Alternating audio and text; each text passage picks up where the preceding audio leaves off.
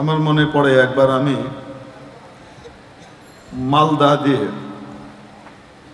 সোনা মসজিদ বর্ডার আছে চাঁপাইনবাবগঞ্জে, ওদিক দিয়ে আমি একবার, আমাকে ভিসা দিল ওরা, ইন্ডিয়া গেলাম। ও পাশে যে আমার খুব খিদে পেয়েছে, এখন ওই বর্ডারে ও পাশে পার হয়ে যে আমি টাকা বদলে রুপি করে নেব, ওটা করতে ভুলে গেছি। এখন আমার কাছে বাংলাদেশি টাকা, ইচ্ছে হলো মালদা শহরে গিয়ে ওখানে গিয়ে বদলে নেব। এখন খুব খিদে পেয়েছে, কি খাবো, দেখি এক ভদ্রলোক কলার ঝুড়ি নিয়ে বসে আছেন। ওখানে কলা, আমাদের দেশে যেটাকে আমরা সবরি কলা বলি, তো আমি কলা চাইলাম। তো আমি বলছি সবরি কলা কত? ও বেচারা আমার কথা বুঝতে পারছে না, তো সে আমাকে বলছে মানিক কলা। তো বুঝলাম যে ওই এলাকায় আমাদের সবরি কলাকে কি কলা বলে? মানিক কলা। আমরা বলি না একটা ছেলে যদি খুব ভালো হয়, একটা মেয়ে খুব ভদ্র হয়, তো বলি না মানিক ছেলে, ওরকম আর কি। সবরি কলা খেতে একটু টেস্টি মনে হয়, একটু সুঘ্রাণ আছে, এই জন্য মানিক কলা নাম। তো যাই হোক, আমি কলা নিলাম। তো কলা নেওয়ার পরে তাকে আমি বললাম যে ভাই, আমার কাছে তো বাংলাদেশি টাকা, তো আপনাকে আমি, আপনার যে দাম হয় তার চেয়ে অনেক বেশি আমি দিয়ে যাচ্ছি। তো আমার দাম হয় মনে হয় 10-12 রুপি ওইখানকার ওই সময়, তো বাংলাদেশি টাকায় হয়তো ওই সময়কার 80 টাকা করেছিল, 100 টাকা। তো মোটামুটি তাকে আমি 18-20 টাকার টাকা তার বনে হয়, আমি তাকে 100 টাকার নোট দিয়েছি। 100 টাকার নোট দিয়ে আমি বললাম যে এটা দিয়ে আপনি আপনার প্রাপ্যের 5 গুণ বেশি পাবেন, আপনি যে কোনো জায়গা থেকে এটা বদলে নিলেই হবে। ওই লোক আমাকে বলছে আমার 5 গুণ লাগবে না, 10 গুণ লাগবে না, আমারটা আমাকে দেন, এই টাকা নেব না। তো নিলেন না। তো ওখান থেকে আমি একটা জীবন্ত শিক্ষা নিলাম, সীমানার এপার আর ওপার 1 কিলোমিটারও ব্যবধান না। এপার আর ওপারে এসে ওপারের টাকা এপারে চলছে না। প্রিয় উপস্থিতি, ইন্ডিয়ায় গেলে যেটা লাগবে খোলা বাজারে, সেটা টাকা চলবে না রুপি লাগে? আপনি আরেকটু পশ্চিমে সৌদি আরবে চলে যান, খোলা বাজারে টাকাও অচল, রুপিও অচল, ওখানে কি লাগে? রিয়াল লাগে। আরো একটু ওয়েস্টে চলে যান, ইংল্যান্ডে যান, টাকাও অচল, রুপিও অচল, রিয়ালও অচল, ওখানে লাগবে পাউন্ড অথবা ইউরো। আর আপনি যদি আটলান্টিক পাড়ি দিয়ে আরেকটু ওপাশে চলে যান, আমেরিকায় গেলে আগের সবগুলো অচল, ওখানে লাগবে কোনটা? ডলার। মাত্র 25,000 মাইল ব্যাসার্ধের এই পৃথিবীটা, ছোট্ট একটা গোলক। এই পৃথিবীটার মধ্যে এক জায়গা থেকে আরেক জায়গায় গেলে স্থানান্তরিত হবার কারণে যদি একের পর এক প্রয়োজন পুরো করার মাধ্যমগুলো অচল হতে থাকে, যখন আমরা মৃত্যুর মাধ্যমে এই জগৎ থেকে সম্পূর্ণ ভিন্ন একটা জগতে পাড়ি জমাবো, যেই জগতের সাথে এই জগতের কোনো মিলই নাই, কোনোভাবেই বোঝানো সম্ভব না এমন এক জগৎ, ওই জগতে যখন পাড়ি জমাবো, ওখানে আমাদের এই পৃথিবীর টাকা পয়সা, হীরা জহরত, মণি মুক্তা, সোনা দানা, ধন দৌলত, গাড়ি বাড়ি, ঐশ্বর্য, ফ্যাক্টরি, ক্ষমতা ইত্যাদি যা কিছু আছে, এগুলো সচল না অচল? সব অচল। অথচ ওই জগতে থাকতে হবে অনাদি অনন্তকাল, অনন্তকাল থাকা লাগবে, অন্তহীন জীবন, এন্ডলেস লাইফ, যে জীবনের শুরু আছে কোনো শেষ নাই। এখানে তো 70-80 বছর, 40-50 বছর পরে জীবন শেষ হয়ে যায়, জীবনের ইতি ঘটে, এখান থেকে ওখানে পরপারে পাড়ি জমানো লাগে। ওই জীবনে আমাদের যাবতীয় প্রয়োজন পুরো করবার জন্যে, আমাদের সুখ এবং স্বাচ্ছন্দ্যের জন্যে কারেন্সি আর মাধ্যম লাগবে কি লাগবে না? সেই কারেন্সি দুনিয়ার কারেন্সি নয়। ওখানে যে কারেন্সি লাগবে সেই কারেন্সির নাম হলো ঈমান আর নেক আমল। যার কাছে যে পরিমাণ ঈমান আর নেক আমল থাকবে সে ততটা স্বাচ্ছন্দ্যের সাথে, সুখের সাথে, আনন্দের সাথে নিজের জীবনকে সেখানে নির্বাহ করবে। সে ততটাই আপগ্রেডেড হবে। একজনের আমলের ভিতরে অন্যজনের আমলের চেয়ে মাত্র একটা সুবহানাল্লাহর পার্থক্য, এই এতটুকু পার্থক্যের কারণে জান্নাতের ভিতরে গ্রেডিং ভিন্ন হয়ে যাবে। সে আরো বেশি কিছু পাবে। একজনের জীবনের ভিতরে এক সপ্তাহের নামাজ আরেকজনের চেয়ে বেশি, এক বছরের নামাজ আরেকজনের চেয়ে বেশি।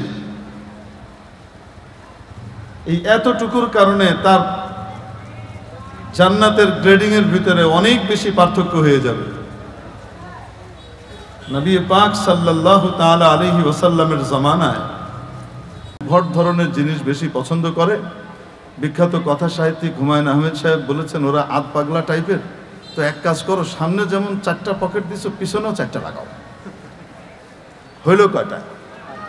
বলেন না কেন? স্যাম্পল অনুযায়ী করতে হলে লাগতো কটা?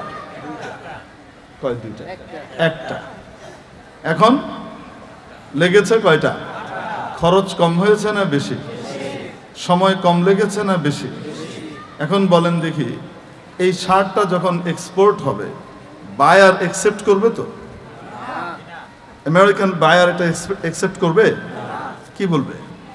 অ্যাকসেপ্ট করবে না। আমাদের খাঁটি সাধারণ গ্রাম্য বাংলায় যদি বলি আমরা, মোহের মাধ্যমে মিল্লা মারব, মোহের উপরে মিল্লা মারব, মানে বুঝেন, মুখের উপরে ছুঁড়ে মারব। এগুলি কি দিছস? ঠিক কি ঠিক না?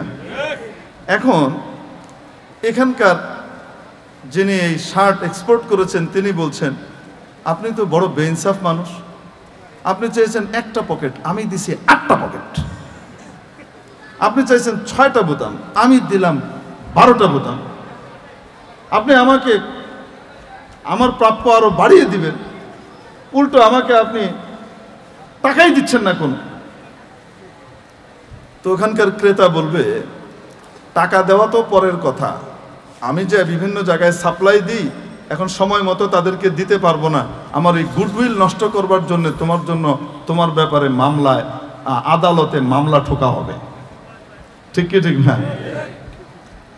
এখন বলেন তো দেখি পার্থক্যটা কি? প্রথমটা হলো স্যাম্পল অনুযায়ী তৈরি হয়েছে, অল্প খরচে তৈরি হয়েছে, স্যাম্পল অনুযায়ী হওয়ার কারণে সেটা ভালো কাজ হিসেবে স্বীকৃতি পেয়েছে। আগে 1 লক্ষ পিসের অর্ডার ছিল, সামনের বার 2 লক্ষ 3 লক্ষের অর্ডার আসবে। ঠিক কি ঠিক না? শার্টটার দাম কত হলো? 10,000 টাকায় বিক্রি হচ্ছে বাংলাদেশি মুদ্রায়। আর যেটা স্যাম্পল অনুযায়ী হয় নাই, সেটা অনেক ভালো নিয়ত থাকা সত্ত্বেও, অনেক সুন্দর কারুকাজ থাকা সত্ত্বেও এটার অবস্থা হলো এখন ঢাকায় ফেরত এসেছে, আসার পর কোনো দোকানদার নেয় না, মার্কেটওয়ালারা কেউই নেয় না। কেরানীগঞ্জের এই যে এটার নাম কি, বরিশুর বাজারের কোনো মার্কেটওয়ালাও নেয় না, দোকানদার নেয় না, 8 পকেটের এই জঞ্জাল কাটাল। এখন কি হয়েছে, আগে ফার্ম গেটের যে ওভারব্রিজ ছিল ওটার নিচে আগে, এখন না।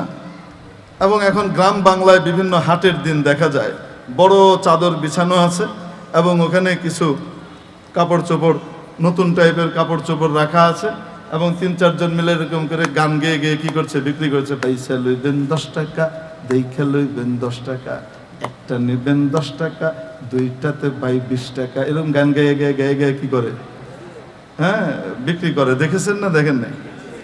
এখন 10 টাকায় মূল্য চাচ্ছে, যেটা 10,000 টাকার দাম ছিল সেটা এখন ওই লটে বিক্রি হইতেছে 100 টাকায়ও কেউ নেয় না, 50ও নেয় না, চল গান গায়ে গায়ে 10 টাকায় বেচে দিই। এখন 10 টাকা দিয়ে বিক্রি হচ্ছে, মানুষ আসে দেখে এরম এরম করে, অনেকে তো মনে মনে আশা জাগে হয়তো মনে হয় দিবে। দেখেন না ওই যে যখন মানুষ ফকিরকে ভিক্ষা দেয়, গাড়ির ভিতরে বসে আছে, ফকির আসছে, আসলেই ফকির, কিছু ফকির তো আছে ব্যবসায়ী ফকির, আর কিছু আছে না আসলেই ফকির, গরিব মানুষ আছে না নাই? আছে, দুই রকমই আছে। এখন দেখবেন গাড়িতে বসে পকেট থেকে মানি ব্যাগ বের করেছে, মানি ব্যাগ বের করে এরকম করে সোজা করে এভাবে এভাবে মানে টাকাগুলা গুনে এবং কাকে দিবে? ফকিরকে দিবে। তো 1000 নোটের টাকার উপরে যখন এরকম করে হাত কচলায়, তো ফকির মনে করে 1000 দিবে। তো দেখে যে না, ওইটা সরাই দিয়ে 500 টাকাটাকে কচলাইতেছে, তো মনে করে মনে হয় এটা দিবে। তারপরে হাত দিয়ে দেখে যে না 100 টাকা ধরতেছে, এবার মনে করে মনে হয় এটা দিবে। তারপরে দেখতে দেখতে গুনতে গুনতে শেষে বেছে বেছে 2 টাকার একটা 5 নোট বাইর করে এনে দেয়। আরে কয় না, আরে কারো কারো অবস্থা বলতেছে, সবাই না, কিছু কিছু মানুষের কথা বলে। তো বলতেছে যখন এই যে টাকাগুলো এরকম করে গুনে, তখন ফকিরের দিলের ভিতরে কলজাটা কয়েকবার করে লাফ মারতে থাকে, মনে হয় এটাই দিবে, মনে হয় এটাই দিবে, মনে হয় এটাই দিবে। ওই 8 পকেটওয়ালা শার্ট বিক্রি করবার জন্য প্রথমে 100 টাকা করে হাঁকছে, মনে হয় নিব, কেউ লয় না, 50 দেয়, 50-এ গান গায়, তো তাও দেখে কেউ লয় না। এখন 10 টাকা দিয়ে মূলায়, এখন 10 টাকা দিয়েও কেউ নেয় না। তো এক ভদ্রলোক এসে আবার এরকম এরকম করে এইভাবে দেখছে, এরকম করছে, চোখ টোক বড় করে, বাঁকা টোকা করে। তো এগুলো দেখে মনে করছে মনে হয় এই লোকটাই মনে হয় নিবে, কেউ নেই কার না নেই। শেষে সেও ফেলে রেখে চলে যাচ্ছে, তাই মেয়ে এতক্ষণ ধরে দেখলেন ফালাই থেকে জানবে। এমনিও কিছু মানুষের স্বভাব আছে, শুধু দেখবে টিপবে, নিবে না, ও নেওয়ার জন্য আসেও না। কিছু মানুষ তো যায় নেওয়ার জন্যই, পছন্দ হলে নেয় বা পছন্দ না হলে নিল না, পছন্দ হওয়ার জন্য দেখাশোনা করে। আর কিছু মানুষ আছে তাদের কাজই হলো নিজের সময়ের দাম নাই, অতএব সময়টা কোন কাজে লাগাবে, চলো ওই যে দোকানদার বই রয়েছে ওরে কি একটু জিনিসপত্র দিয়ে এটা বের করেন, ওটা বের করেন, তারপরে না পছন্দ হলো না, ধুয়ে দিয়ে জায়গা। এরকমও কিছু মানুষ আছে না নাই? আরে কয় না কেন? খামাখাই টিকবে। আপনাদের এই যে কাছে লালবাগের ঘটনা, শেখুল হাদিস আল্লামা কুতবুদ্দিন সাহেব রহমতুল্লাহ আলাইহি, আমার উস্তাদে মুহতারাম হযরত আল্লামা ইউসুফ বানৌরি রহমতুল্লাহ আলাইহির খাস শাগরিদ এবং খাস খাদেম ছিলেন, সাহেবুল হিদা ছিলেন। ওনার কাছ থেকে জুতা কেউ নিতে পারতো না, হযরত বানৌরি রহমতুল্লাহ আলাইহির জুতা। হযরত আমাদেরকে হেদায়া রাবের ক্লাসের ভিতরে একদিন এক ঘটনা শুনিয়েছেন। লালবাগে এক ভদ্রলোক এসেছে, এই টাইপের কাস্টমার, বুঝছেন না কোনটা? এই যে লারে চারে দেখবো, কি করবো না, লইব না, টাইম লস করবো। এখন আমের দোকানে গেছে। আচ্ছা, বিক্রেতারা আবার মাল বিক্রি করতে করতে করতে করতে তাদের এমন একটা জগ এবং অভিজ্ঞতা হয়ে যায় যে ক্রেতা দেখলেই মোটামুটি বুঝে ফেলে যে নিবে কি নিবে না, বা এই ক্রেতা কোন স্তরের, এ মোটামুটি ধরে ফেলে। আর এই অভিজ্ঞতা হয় কি হয় না? শতে 2-4টা ভুল হয়, কিন্তু বেশিরভাগ ক্ষেত্রে ঠিকই হয়। এখন এই বেচারা আম ধরে, আম একটা ধরে এরকম করে,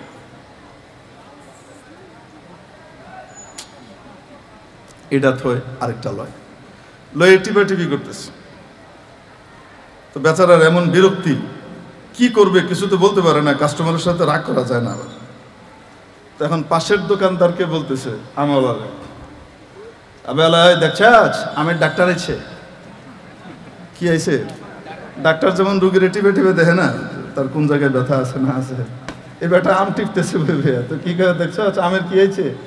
ডাক্তার আইছে।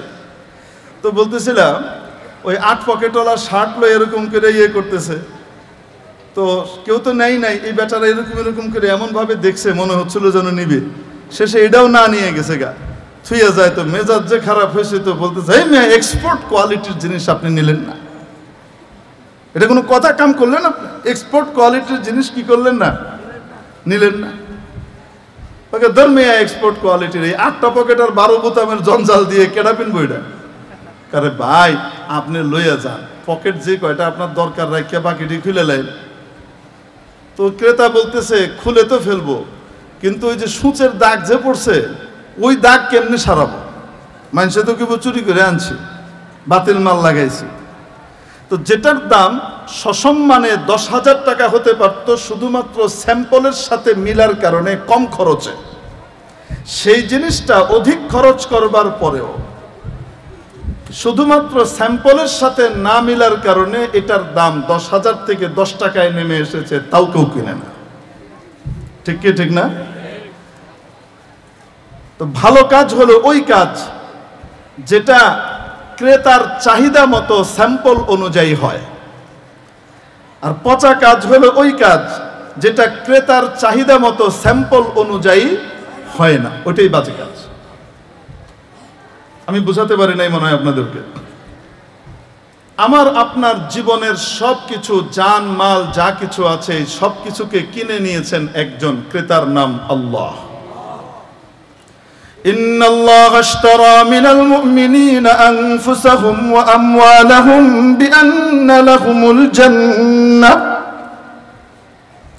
নিশ্চয় আল্লাহ রাব্বুল আলামিন কিনে নিয়েছেন ইমানদারদের কাছ থেকে। বিক্রেতা হলো ইমানদার, ইমানদারের কাছ থেকে কিনে নিয়েছেন আল্লাহ তাদের জান এবং মালকে। কিসের বিনিময়ে? জান্নাতের বিনিময়ে। কিসের বিনিময়ে? তাদের কাজ কারবার যা আছে এই কাজ কারবারকে আল্লাহ কিনে নিলেন জান্নাতের বিনিময়ে। বিনিময়ে দিবেন জান্নাত। মেরে মুহতারাম দোস্ত, জান্নাতের একটা ইটের দাম গোটা পৃথিবীর সমস্ত সম্পদ বিক্রি করে দিলেও দেওয়া সম্ভব না, এত দামি জিনিস। সেই জান্নাত আল্লাহ তাআলা আমাকে আপনাকে দিবেন ঈমান আর নেক আমলের বিনিময়ে। তাহলে এই নেক আমল আর ভালো কাজের জন্য কোনো স্যাম্পল পাঠাবেন না? বলেন না কেন? সেই স্যাম্পলের নাম হলো মুহাম্মাদুর রাসূলুল্লাহ। লাকাদ কানা লাকুম ফি রাসূলিল্লাহি উসওয়াতুন হাসানাহ। নিশ্চয় আল্লাহর এই রাসূলের মধ্যে তোমাদের জন্য রয়েছে সর্বোত্তম নমুনা, আদর্শ। মুমিনের যে কোনো কাজ নবীজির কাজের সাথে যদি মিলে যায়, নবীজির সাথে যদি মিলে যায়, সেটাই নেক আমল স্যাম্পল অনুযায়ী হওয়ার কারণে। চাই সেটাকে আমরা দুনিয়ার কাজ মনে করি না কেন? ব্যবসা বাণিজ্য আমরা দুনিয়ার কাজ মনে করি না? নবীজি সাল্লাল্লাহু আলাইহি সাল্লাম শিখিয়েছেন আত-তাজিরুস সাদুকুল আমিন, যে ব্যবসায়ী সত্যবাদী হয় এবং সৎ হয়। সত্যবাদী মানে মিথ্যা কথা বলে না। 20 টাকা দিয়ে কিনছে, কইতেছে মিয়া 50 টাকা তো কিনা দামও পড়ে নাই। কথাটা হাসা না মিছা? কন্যা কেন? তো হুজুর আমার তো ব্যস্ত হইব 60 টাকায়, নাইলে পোষাইব না। আমি যে মার্কেটে বাড়া লইছি দোকান, ওই মার্কেটের দোকানের দামই তো পোষাইব না। তো আমার তো ব্যস্ত হইব এটা 60 টাকায়, তো আমি কেমনে কই যে 50 টাকা কেনা দাম পড়ে না? এটা না কইলে তো বেচবো না, নিব না। নিবে, শয়তান শিখাই দিছে। এমনি কইতে হয়। আলেম ওলামার কাছে যান, শিখাই দিবে। বলবেন ভাই 60 টাকার নিচে আমি দিতে পারবো না, আপনি নিলে নেন, না নিলে নাই, আমার পোষাবে না। আমার খরচাপাতি সবকিছু মিলাইয়া পোষাবে না। আপনি নিলে নেন, না নিলে নাই, কারণ 50 টাকা বেচলেও আমার পোষাবে না। কথাটা বুঝাইতে পারি না? তো কথাটা কিভাবে বলতে হবে? মিথ্যা কথা না, সত্য কথা। এক নাম্বার 2 সততা। 1 নম্বর মালের কথা বলছে তো 1 নম্বরটাই দিছে। 1 নম্বর মাল চাইতেছে, আমার কাছে নাই 1 নম্বর, 2 নম্বরটা আছে, দেখতে একদম 1 নম্বর। আপনি বলে দেন ভাই আপনি যেটা চাচ্ছেন সেটা আমার কাছে নাই, কিন্তু মানুষ এটা 1 নম্বর হিসেবে বিক্রি করে, আপনি এটা 2 নম্বর, আসলে চাইলে নিতে পারেন, না নিলে নাই, দাম কমায় রাখবেন। আরে বলা যায় কি যায় না? সততা। আজকে হয়তো এই বেটা নিবে না, কিন্তু বারবার ঘুরে এসে এই দোকান থেকে নিবে যে এই লোক সত্য কথা বলে, আর 1 নম্বরের কথাকে 3 নম্বর মাল দেয় না। বলেন না কেন? সত্যবাদিতা আর সততা। নবীজি সাল্লাল্লাহু আলাইহি সাল্লাম বলেন যে মুসলিম ব্যবসায়ী সত্যবাদিতা আর সততার সাথে ব্যবসা করবে, এই ব্যবসার বিনিময়ে যেহেতু স্যাম্পল অনুযায়ী হয়েছে, এটা নেক আমল হিসেবে গণ্য হয়েছে। এই নেক আমলের কারণে তাকে জান্নাতে রাখা হবে, হায়ার গ্রেডের জান্নাতে। সে নবীদের সাথে, শহীদদের সাথে, সে বড় বড় ওলিদের সাথে জান্নাতে থাকবে, মা'আন নাবিয়্যিন ওয়াস সিদ্দীকিন ওয়াস শুহাদা। মেরে মুহতারাম দোস্ত, এজন্য বলছিলাম দুনিয়ার কাজও নেক আমল হয়ে যাবে যদি নাকি নবীজি সাল্লাল্লাহু আলাইহি সাল্লামের তরিকা অনুযায়ী হয়। আপনি কাগর দিকে তাকিয়ে হাসলেন, এটা একটা সামাজিক কাজ, মানুষ এটাকে দুনিয়ার কাজ মনে করে। নবীজি বলেন তাবাসসুমুকা লিআখিকা সাদাকা, কারোর সাথে তোমার দেখা হয়েছে, তুমি একটু মুচকি হাসি দিয়েছো, এই হাসির কারণে তার মনে একটা আনন্দ আসলো, উনি আমাকে ভালো মনে করেন। এই যে হাসি দিয়েছো, মুচকি হাসি, এটার কারণে সাদকার সওয়াব হয়েছে। নবীজির তরিকা অনুযায়ী যদি কেউ নিজের জৈবিক চাহিদা পূরণ করে তার স্ত্রী বা স্বামীর সাথে, প্রতিটা কাজে আর আমলে স্যাম্পলের সাথে মিলার কারণে নেক আমল হিসেবে গণ্য হবে, সওয়াব হতে থাকবে। অপরদিকে যদি স্যাম্পলের সাথে না মিলে, যেটাকে আমরা ভালো কাজ মনে করি, নামাজ সবচেয়ে ভালো কাজ মনে করেন, সেটাও যদি নবীজির তরিকার দিক নির্দেশিত পন্থার সাথে না মিলে মন গড়া হয়, তাহলে সেটাও নেকামল হবে না, ওটাও বদামল হবে। উদাহরণ দিয়ে বুঝাবো? হ্যাঁ, নবীজি সাল্লাল্লাহু আলাইহি সাল্লাম শিখিয়েছেন নামাজের ভিতরে কোনটা আগে, সেজদা না রুকু? পরে কোনটা? রাকাতের রুকু সেজদা, তেলাওয়াতে সেজদা না। আবার কে কোন সময় পেঁয়াজ ধরে, বহুত মুশকিল। রাকাতের যে রুকু সেজদা আছে, এটার ভিতরে কোনটা আগে? সেজদা, ঠিক কি ঠিক না? এখন কোন ব্যক্তি মনে করেন, যদি মনে করে তার আবেগ, আল্লাহ, রুকুতে আল্লাহর জন্য নুলাম, ঝুঁকলাম, মাথা নোয়ালাম, অর্ধেক নিয়েছি। সেজদার ভিতরে সবচেয়ে বেশি সম্মান প্রদর্শন করা হয়, সবচেয়ে দামি অঙ্গ কপাল এবং মুখকে, নাককে, তুচ্ছ অঙ্গ পায়ের সামান্তরালে, এক সামান্তরালে নিয়ে আসা হয়। কার জন্য? আল্লাহর জন্য। অতএব আমি আগে সেজদা করে নিই, পরে রুকু করব। বলেন না কেন?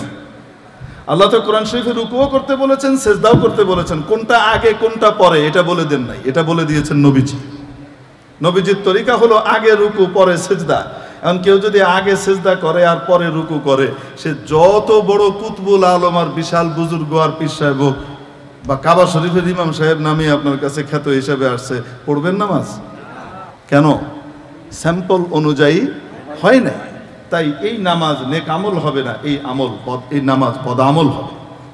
দুরূদ শরীফ পড়া, নবীজি বলেন একবার যদি কেউ আমার উপরে সালাত করে, অর্থাৎ আমার জন্য আল্লাহর কাছে রহমত প্রার্থনা করে, যেটাকে আমরা দুরূদ শরীফ বলি, তাহলে সাল্লাল্লাহু আলাইহি আশরা, আল্লাহ তাআলা তার উপরে সাথে সাথে 10 বার রহমত নাজিল করেন।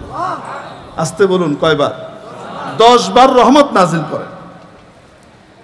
এত দামি জিনিস, কেউ যখন দুরূদ শরীফ পড়ে তার 10টা গুনাহ মাফ হয়, 10টা নেকি লেখা হয়, 10টা মর্যাদার স্তর বুলন্দ করা হয়, প্রমোশন দেওয়া হয়, 10টা ধাপ প্রমোশন দেওয়া হয়। সুবহানাল্লাহ।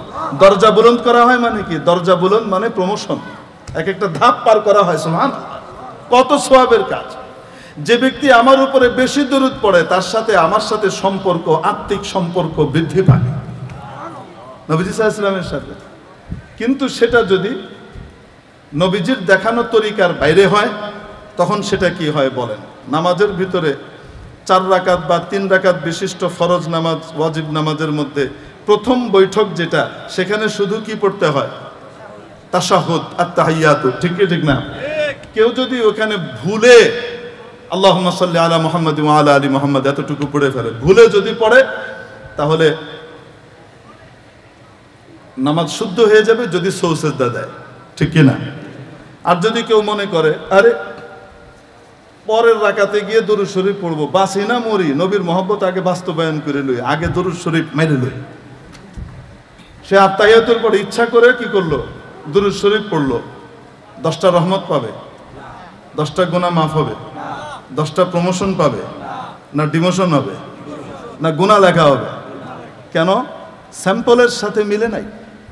এজন্য কাজ হতে হবে নেক আমল এবং বৈধ আমল, এবং সেটাও হতে হবে বৈধ পদ্ধতিতে, নবীজির দেখানো পদ্ধতিতে, ঠিক কি ঠিক না? অনুমোদিত পদ্ধতিতে। তো এটাকে বলে নেক আমল। মেরে মুহতারাম দোস্ত, রাজ্য পরিচালনা নেক আমল, সমাজ পরিচালনা নেক আমল। এটা কত বড় নেক আমল কল্পনা করতে পারবেন না। নবীজি সাল্লাল্লাহু আলাইহি সাল্লাম ইরশাদ করেছেন, এক দিনের ইনসাফ, কয় দিনের? এক দিনের ইনসাফ 60 বছরের বেরিয়া ইবাদতের চেয়ে উত্তম। কেউ যদি রাজ্য পরিচালনা করে, সমাজ পরিচালনা করে, কর্তৃত্ববান হয়, আল্লাহ তাআলা তাকে বানায়, আর সে ইনসাফের সাথে আপন পর ভেদাভেদ করে না, নিজ দল আর বিরোধী দলের মধ্যে পার্থক্য করে না, ন্যায় এবং অন্যায়ের ব্যাপারে সকলকেই সমদৃষ্টিতে সে বিচার করে, এইভাবে ইনসাফের সাথে রাজ্য পরিচালনা করে, কিয়ামতের দিন বড় বড় ওলি বুজুর্গ তাহাজ্জুদ গুজারদের আগে এই লোককে আরশের ছায়াতলে জায়গা দেওয়া হবে। নবীজি সাল্লাল্লাহু আলাইহি সাল্লাম যে 7 ক্যাটাগরির মানুষের ব্যাপারে বলেছেন, যেদিন কোনো ছায়া থাকবে না আল্লাহর আরশের ছায়া ছাড়া, সেদিন 7 ক্যাটাগরির মানুষকে আল্লাহ আরশের ছায়াতলে জায়গা দান করবেন। 1 নম্বরে বলেছেন আস-সুলতানুল আদল, ন্যায়পরায়ণ ক্ষমতাবান। শব্দটা ব্যাপক, ইসতিলাহি মানায় বাদশা, কিন্তু আস-সুলতানের লুগাবি মানা কর্তৃত্ববান। আপনার পরিবারের মধ্যে আপনি কর্তৃত্ববান, আপনার স্ত্রী থেকে শুরু করে সকলে আপনার অধীনস্থ, তাদের সাথে যদি ইনসাফমূলক আচরণ করেন, আল্লাহ তাবারক ওয়া তাআলা এটার বরকতে ইনসাফের বদলা কিয়ামতের দিন দেবেন। তাহলে রাজ্য পরিচালনা ইবাদত না? পলিটিক্স ইবাদত না? কখন পলিটিক্স ইবাদত হবে? যখন স্যাম্পলের সাথে মিলবে, নবীজি মুহাম্মদুর রাসূলুল্লাহর সাথে মিলবে, মদিনার অধিপতির সাথে মিলবে। ঠিক কি ঠিক না? মেরে মুহতারাম দোস্ত, আজিজ ও বুজুর্গ, এই জন্য পরকালে নিজের জীবনকে সুন্দর করতে হলে, নিজের জীবনকে সুন্দর করতে হলে ঈমান আর নেক আমলের কোনো বিকল্প নাই। এখান থেকে সংগ্রহ করে নিয়ে যেতে হবে। হযরত চলে এসেছেন, আমি আমার হাদিসের জায়গা মতো এসে পৌঁছেছিলাম, কিন্তু এখন সেটা আলোচনায় যাব না, আপনারা বিরক্ত হবেন। নাম্বার 1। নাম্বার 2, আমার নিজেরই খুব অস্বস্তি লাগছে, কারণ হলেন উনি আমাদের ওয়াইজ স্কুলের শিরোমণি সভাপতি। সভাপতিকে বসায় রেখে বয়ান করা এক ধরনের ধৃষ্টতা, তো এই জন্য এই ধৃষ্টতা আর বেয়াদবি করতে চাচ্ছি না, এখান থেকে বিদায় নিচ্ছি। আপনাদের কাছে দোয়া চাচ্ছি, শুধু এতটুকু বলবেন যে আমাদের সকলের জন্য ইহকাল পরকালের মুক্তির জন্যে দুনিয়ার কারেন্সি এগুলা সব চলবে, নাকি আমাদের আখেরাতের আসল কারেন্সি অর্জন করতে হবে? আসল জীবনে আসল কারেন্সি ওটা অর্জন করতে হয় এখান থেকেই, এই দুনিয়া থেকেই আমাদেরকে নিতে হবে। আল্লাহ তাআলা আমাদেরকে সংগ্রহ করবার তৌফিক দান করেন, প্রতিটি মুহূর্তকে আল্লাহর ইবাদতে লাগাবার তৌফিক দান করেন, প্রতিটি কাজ, নাওয়া খাওয়া, ঘুম, আচার বিচার সবকিছুতে যেন আমরা নবীজিকে ফলো করতে পারি আর নেক আমল বানাতে পারি, সে তৌফিক নসিব করেন। ওমা আলাইনা ইল্লাল বালাগ। আসসালামু আলাইকুম ওয়া রাহমাতুল্লাহি ওয়া বারাকাতুহু। জাযাকাল্লাহু আহসানুল জাযা।